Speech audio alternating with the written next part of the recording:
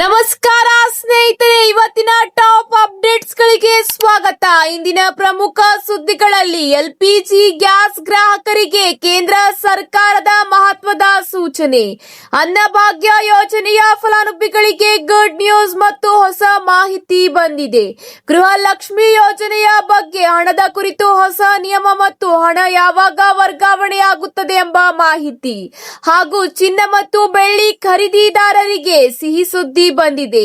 ಇದರ ಬಗ್ಗೆ complete updates ನೋಡೋಣ. ಈ ಒಂದು ಮಾಹಿತಿನ ಸಂಪೂರ್ಣವಾಗಿ ನೋಡಿ. ಮಾಹಿತಿ ಇಷ್ಟವಾದಲ್ಲಿ ಲೈಕ್ ಮತ್ತು ಶೇರ್ ಮಾಡುವುದನ್ನು ಕೂಡ ಮರೆಯಬೇಡಿ. ಹಾಗಾದ್ರೆ ಬನ್ನಿ ವೀಕ್ಷಕರೇ, ಮೊದಲನೆಯ ಒಂದು ಟಾಪ್ ಸುದ್ದಿ ಏನೆಂದು ನೋಡೋಣ. ರಾಜ್ಯಾದ್ಯಂತ ಈಗ ಅನ್ನಭಾಗ್ಯ ಯೋಜನೆಯ ಅಡಿಯಲ್ಲಿ ಮೇ ಮತ್ತು ಜೂನ್ 2 ತಿಂಗಳಿಗೆ ಸಂಬಂಧಿಸಿದಂತೆ ಪಡಿತರ ಆಹಾರ ಧಾನ್ಯವನ್ನು ವಿತರಣೆ ಮಾಡಲಾಗುತ್ತಿದೆ.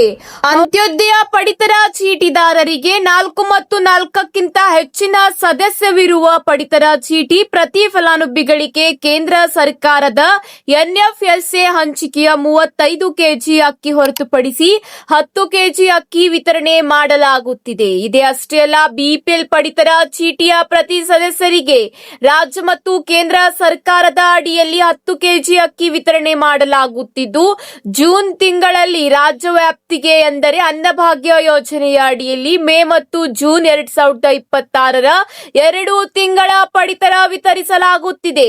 ಅರ್ಹ ಫಲಾನುಭವಿಗಳು ತಮ್ಮ ವ್ಯಾಪ್ತಿಯ ನ್ಯಾಯಬೆಲೆ ಅಂಗಡಿಗಳಲ್ಲಿ 2 ತಿಂಗಳಿಗೆ ಸಂಬಂಧಿಸಿದಂತೆ ಒಂದೇ ಬೆರಳಚ್ಚು ನೀಡಿ ಪಡಿತರ ಪಡೆಯಬೇಕು ಎಂದು ಮಾಹಿತಿ ತಿಳಿದು ಬಂದಿದೆ. ಹೌದು ವೀಕ್ಷಕರೇ, ಪಡಿತರ ಚೀಟಿದಾರರಿಗೆ 2 ತಿಂಗಳ ಪಡಿತರವನ್ನು ಒಟ್ಟಿಗೆ ವಿತರಿಸಲಾಗುತ್ತಿದ್ದು, ಪಡಿತರ ಫಲಾನುಭವಿಗಳು ಮೇ ಮತ್ತು ಜೂನ್ ತಿಂಗಳ ಪಡಿತರವನ್ನು ಅನ್ನಭಾಗ್ಯ ಮತ್ತು ಕೇಂದ್ರ ಸರ್ಕಾರದ ಯೋಜನೆಯ ಅಡಿಯಲ್ಲಿ ಪಡೆಯಲು ಈಗ ಆಹಾರ ಇಲಾಖೆ ಮಹತ್ವದ ಸೂಚನೆ ನೀಡಿದೆ.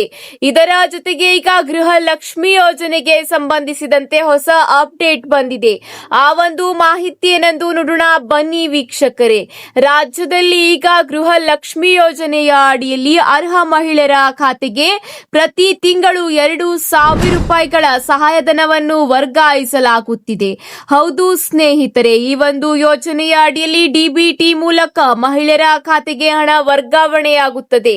ಇಲ್ಲಿವರೆಗೆ ಅರ್ಹ ಮಹಿಳಾ ಫಲಾನುಭವಿಗಳ ಖಾತೆಗೆ 30 ಕಂತುಗಳನ್ನು ರಾಜ್ಯ ಸರ್ಕಾರ ವರ್ಗಾಯಿಸಿದೆ. ಈಗ ಮಹಿಳೆಯರು 31ನೇ ಕಂತಿಗಾಗಿ ಕಾಯುತ್ತಿದ್ದಾರೆ. ಇಂತಹ ಒಂದು ಮಹಿಳೆಯರಿಗೆ 1 ವಾರದೊಳಗೆ ಹಣ ಬರಲಿದೆ.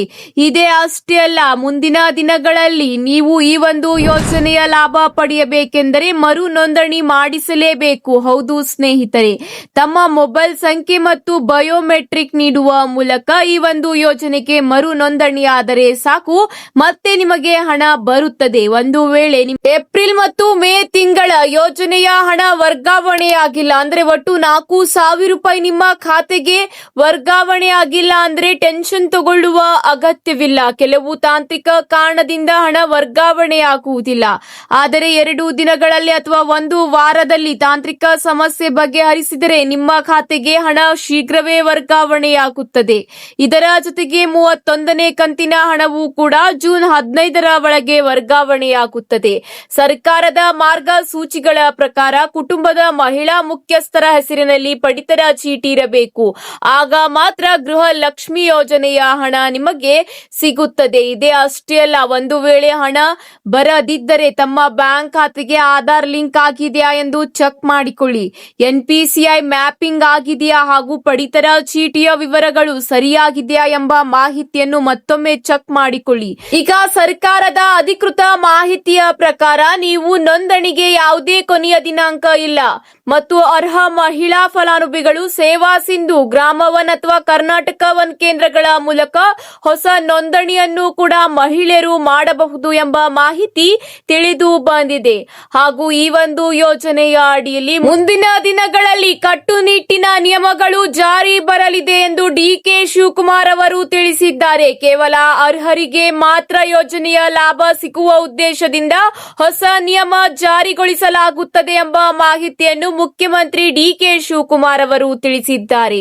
ಇದರ ಜೊತೆಗೆ ಮುಂದಿನ ಒಂದು ಅಪ್ಡೇಟ್ ಏನೆಂದು ನೋಡೋಣ ಬನ್ನಿ ಸ್ನೇಹಿತರೆ. ದೇಶದ ಎಲ್ಪಿಜಿ ಗ್ರಾಹಕರಿಗೆ ಕೇಂದ್ರ ಸರ್ಕಾರ ಮಹತ್ವದ ಸೂಚನೆ ನೀಡಿದೆ. ಗ್ಯಾಸ್ ಸಂಪರ್ಕ ಹೊಂದಿರುವವರು ತಮ್ಮ ದಾಖಲಾತಿಗಳ ಪರಿಶೀಲನೆ ಮಾಡಬೇಕಿದೆ. ಹೌದು ಸ್ನೇಹಿತರೆ, ಈ ಕುರಿತು ಈಗ ಮಹತ್ವದ ಮಾಹಿತಿ ಕೇಂದ್ರ ಸರ್ಕಾರ. ಹಾಗಾದ್ರೆ ಬನ್ನಿ ಸ್ನೇಹಿತರೆ, ಆ ಒಂದು ಅಪ್ಡೇಟ್ ಏನೆಂದು ನೋಡೋಣ. ಹೊಸ ನಿಯಮದ ಕಠಿಣ ಅನುಷ್ಠಾನಕ್ಕೆ ಈಗ ಕೇಂದ್ರ ಸರ್ಕಾರ ಮುಂದಾಗಿದ್ದು ಈಗಾಗಲೇ ಕಾರ್ಯ ಕೂಡ ಪ್ರಾರಂಭವಾಗಿದೆ. ಪಿಎನ್ಜಿ ಕನೆಕ್ಷನ್ ಪಡೆದಿರುವ ಮನೆಗಳ ಮಾಲೀಕರು ತಮ್ಮ ಹಳೆಯ ಎಲ್ಪಿಜಿ ಕನೆಕ್ಷನ್ ಅನ್ನು ಸರಿಯಾಗಿ 30 ದಿನಗಳ ಒಳಗಾಗಿ ಏಜೆನ್ಸಿಗೆ ಒಪ್ಪಿಸಲೇಬೇಕು. ಒಂದು ವೇಳೆ ಗ್ರಾಹಕರು ಈ ಅವಧಿಯಲ್ಲಿ ಸಿಲಿಂಡರ್ ಹಿಂತಿರುಗಿಸದಿದ್ದರೆ ವಿಫಲವಾದರೆ ಗ್ಯಾಸ್ ಕಂಪನಿಯು ಆನ್ಲೈನ್ ಸಿಸ್ಟಮ್ ಮೂಲಕ ಗ್ರಾಹಕರ ಎಲ್ಪಿಜಿ ಕನೆಕ್ಷನ್ ಅನ್ನು ಸ್ವಯಂ ಚಾಲಿತವಾಗಿ ಸ್ಥಗಿತಗೊಳಿಸುತ್ತದೆ ಅಥವಾ ರದ್ದುಗೊಳಿಸುತ್ತದೆ. ಹೌದು ಸ್ನೇಹಿತರೆ, ಜೂನ್ 30ರ ಒಳಗಾಗಿ ನೀವು ಈ ಒಂದು ಕೆಲಸ ಮಾಡಿಸಲೇಬೇಕು. ದೇಶಾದ್ಯಂತ ಒಂದು ಮನೆ ಒಂದು ಕನೆಕ್ಷನ್ ನೀತಿಯನ್ನು ಕಟ್ಟುನಿಟ್ಟಾಗಿ ಜಾರಿಗೊಳಿಸುವುದೇ ಈಗ ಕೇಂದ್ರ ಸರ್ಕಾರದ ನೇರ ಗುರಿಯಾಗಿದೆ. ಹೌದು ಸ್ನೇಹಿತರೆ, ಗ್ರಾಹಕರ ಭವಿಷ್ಯದ ಅಗತ್ಯಗಳನ್ನು ಮತ್ತು ಅನುಕೂಲತೆಯನ್ನು ಗಮನದಲ್ಲಿಟ್ಟುಕೊಂಡು ಇಂಡಿಯನ್, ಭಾರತ್ ಗ್ಯಾಸ್ ಮತ್ತು ಎಚ್ಪಿ ಗ್ಯಾಸ್ ನಂತಹ ಎಲ್ಲಾ ಪ್ರಮುಖ ಸರ್ಕಾರಿ ಸ್ವಾಮ್ಯದ ಕಂಪನಿಗಳು ಕನೆಕ್ಷನ್ ಟ್ರಾನ್ಸ್ಫರ್ ವೋಚರ್ ಎಂಬ ವಿಶೇಷ ವ್ಯವಸ್ಥೆಯನ್ನು ಕೂಡ ಪ್ರಾರಂಭಿಸಿದೆ. ಹೌದು ಸ್ನೇಹಿತರೆ, ಭವಿಷ್ಯದಲ್ಲಿ ನೀವು ಪಿಎನ್ಜಿ ಸೌಲಭ್ಯವಿಲ್ಲದ ಹೊಸ ಪ್ರದೇಶಕ್ಕೆ ಅಥವಾ ಬೇರೆ ನಗರಕ್ಕೆ ವಲಸೆ ಹೋದರೆ ಈ ವೋಚರ್ ಅನ್ನು ತೋರಿಸುವುದರ ಮೂಲಕ ಯಾವುದೇ ಹೆಚ್ಚುವರಿ ಠೇವಣಿ ಶುಲ್ಕವಿಲ್ಲದೆ ನಿಮ್ಮ ಎಲ್ಪಿಜಿ ಕನೆಕ್ಷನ್ ಅನ್ನು ಸುಲಭವಾಗಿ ಮರಳಿ ಪಡೆಯಬಹುದಾಗಿದೆ. ಇದೇ ಅಷ್ಟೇ ಅಲ್ಲ ವೀಕ್ಷಕರೇ, ಒಂದೇ ಮನೆಯಲ್ಲಿ 2 ಸಕ್ರಿಯ ಗ್ಯಾಸ್ ಕನೆಕ್ಷನ್ ಗಳನ್ನು ಹೊಂದುವಂತಿಲ್ಲ ಎಂದು ಕೇಂದ್ರ ಸರ್ಕಾರ ಈ ಹಿಂದೆಯೂ ಕಾನೂನುಬದ್ಧವಾಗಿ ಸ್ಪಷ್ಟಿಸಿದೆ.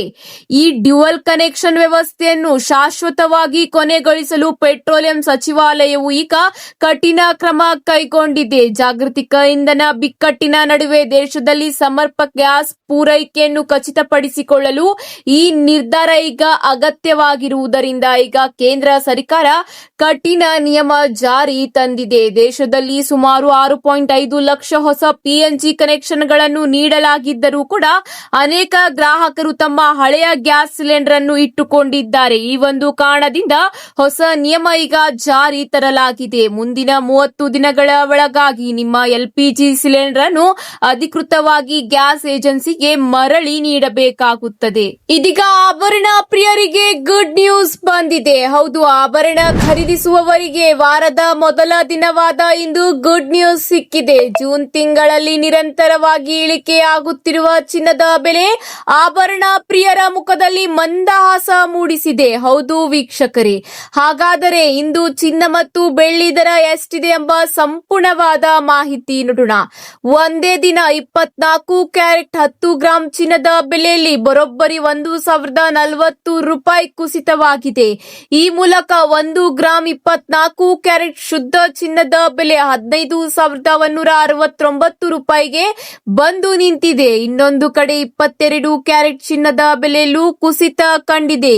ಇದೀಗ 22 ಕ್ಯಾರೆಟ್ 10 ಗ್ರಾಂ ಚಿನ್ನದ ಬೆಲೆಯಲ್ಲಿ ಇಂದು ಬರೋಬ್ಬರಿ 950 ರೂಪಾಯಿ ಇಳಿಕೆಯಾಗಿದೆ. ಈ ಮೂಲಕ ಇಂದು 1 ಗ್ರಾಂ 22 ಕ್ಯಾರೆಟ್ ಚಿನ್ನದ ಬೆಲೆ 13,905 ರೂಪಾಯಿಗೆ ಬಂದು ನಿಂತಿದೆ. ಒಟ್ಟಿನಲ್ಲಿ ಕಳೆದ 10 ದಿನಗಳಿಂದ ನಿರಂತರವಾಗಿ ಚಿನ್ನದ ಬೆಲೆಯಲ್ಲಿ ಇಳಿಕೆ ಕಾಣುತ್ತಿರುವುದು ಸಾಮಾನ್ಯ ಮಧ್ಯಮ ವರ್ಗದ ಆಭರಣ ಪ್ರಿಯರ ಮುಖದಲ್ಲಿ ಈಗ ಮಂದಹಾಸ ಮೂಡುವಂತೆ ಮಾಡಿದೆ. ಕಳೆದ 10 ದಿನಗಳಲ್ಲಿ 24 ಕ್ಯಾರೆಟ್ 10 ಗ್ರಾಂ ಚಿನ್ನದ ಬೆಲೆ ಬರೋಬ್ಬರಿ 5,350 ರೂಪಾಯಿ ಇಳಿಕೆಯಾಗಿದೆ. ಇನ್ನು 22 ಕ್ಯಾರೆಟ್ 10 ಗ್ರಾಂ ಚಿನ್ನದ ಬೆಲೆಯಲ್ಲಿ ಕಳೆದ 10 ದಿನಗಳಲ್ಲಿ 4,900 ರೂಪಾಯಿ ಇಳಿಕೆಯಾಗಿದೆ. ಇನ್ನು ಚಿನ್ನದ ಜೊತೆಗೆ ಬೆಳ್ಳಿ ಬೆಲೆಯಲ್ಲೂ ರೂಪಾಯಿಲೂ ಕೊಂಚ ಇಳಿಕೆಯಾಗಿದೆ. ಇಂದು 1 ಕೆಜಿ ಬೆಳ್ಳಿಯ ಬೆಲೆಯಲ್ಲಿ 5,000 ರೂಪಾಯಿ ಇಳಿಕೆಯಾಗಿದ್ದು 1 ಕೆಜಿಯ ಬೆಳ್ಳಿಯ ಬೆಲೆ 2,60,000 ರೂಪಾಯಿ ದಾಖಲಾತಿಯಾಗಿದೆ. ಹೌದು ಸ್ನೇಹಿತರೆ, ಈಗ ಸತತ 10 ದಿನಗಳ ನಂತರವೂ ಕೂಡ ಚಿನ್ನ ಮತ್ತು ಬೆಳ್ಳಿ ದರದಲ್ಲಿ ಇಳಿಕೆ ಕಂಡು ಬಂದಿದ್ದು ಜನಸಾಮಾನ್ಯರಿಗೆ ಗುಡ್ ನ್ಯೂಸ್ ಸಿಕ್ಕಿದೆ. ತಜ್ಞರ ಪ್ರಕಾರ ಈಗ ಚಿನ್ನ ಮತ್ತು ಬೆಳ್ಳಿ ಖರೀದಿಗೆ ಒಳ್ಳೆಯ ಸಮಯ ಎಂದು ತಜ್ಞರು ತಿಳಿಸುತ್ತಿದ್ದಾರೆ. ಹಾಗೂ ನಿಮ್ಮ ನಗರದಲ್ಲಿ ಇಂದು 1 ಗ್ರಾಂ 22 ಕ್ಯಾರೆಟ್ ಚಿನ್ನದ ಬೆಲೆ ಎಷ್ಟಿದೆ ಎಂದು ಕಮೆಂಟ್ ಮೂಲಕ ತಿಳಿಸಿ. ಹಾಗೂ ನೀವು ಇನ್ನೂ ಕೂಡ ನಮ್ಮ ಚಾನೆಲ್ನ ಸಬ್ಸ್ಕ್ರೈಬ್ ಮಾಡಿಲ್ಲ ಅಂದ್ರೆ ಈ ಕೂಡಲೇ ಸಬ್ಸ್ಕ್ರೈಬ್ ಮಾಡಿಕೊಳ್ಳಿ. ಈ ಒಂದು ಮಾಹಿತಿ ನಿಮಗೆ ಇಷ್ಟವಾದಲ್ಲಿ ಲೈಕ್ ಮಾಡಿ ಹಾಗೂ ನಿಮ್ಮ ಎಲ್ಲಾ ಸ್ನೇಹಿತರ ಜೊತೆಗೆ ಈ ಒಂದು ಮಾಹಿತಿನ ತಪ್ಪದೇ ಶೇರ್ ಮಾಡಿಕೊಳ್ಳಿ. ಮತ್ತೆ ಸಿಗೋಣ ಕರ್ನಾಟಕದ ಇಂತಹ ಪ್ರಮುಖ ಅಪ್ಡೇಟ್ಸ್ಗಳ ಜೊತೆಗೆ. ಧನ್ಯವಾದಗಳು.